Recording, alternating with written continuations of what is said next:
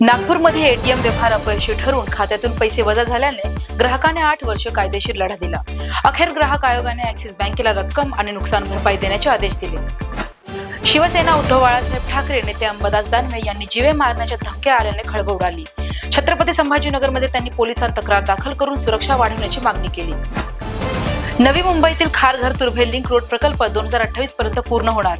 दुहेरी बोगद्यांसह या मार्गामुळे वाहतूक कोंडी कमी होऊन प्रवासाचा वेग सुमारे 10 मिनिटांवर येणार आहे. छत्रपती संभाजीनगरमध्ये निवृत्त एचओडी राजाभाऊ लोंढे यांच्या हत्येचा दृश्यम चित्रपटासारखा कट उघड झाला.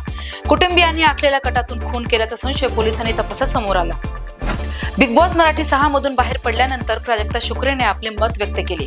घरातील अनुभव खास असल्याचे सांगत प्रेक्षकांच्या प्रेमाबद्दल आभार मानले आणि पुढील कामांबाबत संकेत दिले. मुंबईला पाणी पुरवठा करणाऱ्या 7 धरणांमधील पाणीसाठा सुमारे 46% पोहोचला आहे. पावसाळा येईपर्यंत पाण्याचे नियोजन महत्त्वाचे असल्याचे महापालिका प्रशासनाने स्पष्ट केले. इराण इस्रायल तणावाच्या पार्श्वभूमीवर राज्यात एलपीजी आणि सीएनजी तुटवड्याच्या चर्चांवर मंत्री छगन भुजबळ यांनी स्पष्टीकरण दिले. नागरिकांनी घाबरून साठेबाजी करू नये असे आवाहनही केले.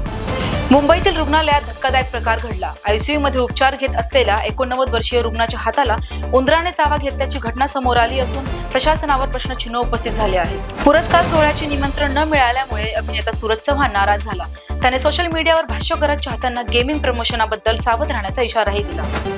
आंतरराष्ट्रीय बाजारातील घडामोडींमुळे सोन्या चांदीच्या दरात घसरण झाली आहे. डॉलरची मजबूती आणि गुंतवणूकदारांचा बदललेला कल यामुळे मौल्यवान धातूंच्या किमतीत कमी झाल्याचे तज्ञ सांगतात.